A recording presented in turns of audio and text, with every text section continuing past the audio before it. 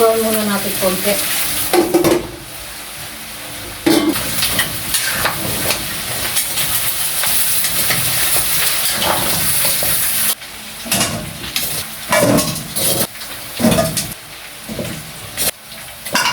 Yan. Luluto tayo ng pata na may pork and beans at patatas. Sibuyas.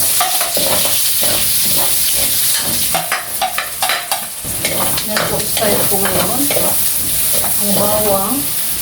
Nahuhuli. Ito na rin ako nagluto. Pinagprituhan ko ng pata natin. Mabango na. Lagay na natin ang pata. Pritong pata. O, pinangkot siyang pata. Ano yan, lilipat din natin ito sa pressure cooker. Binigisa lang naman natin. Rin yung mga pangtimpla. Pasensya na ano, naglo ko yung cellphone ko. Ayan, may timpla na rin to. Ngayon, talagay ko na yung aking patatas at carrot.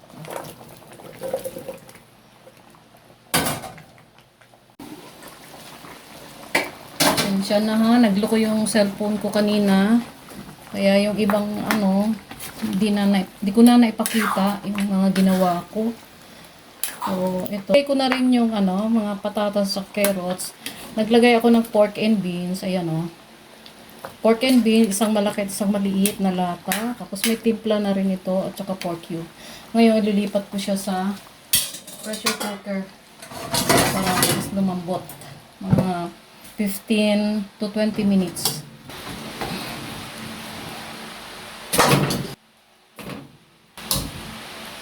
Ito na, nailipat ko na sa pressure cooker para palambutin at timplahan na rin. Palambutin natin ng 15 to 20 minutes.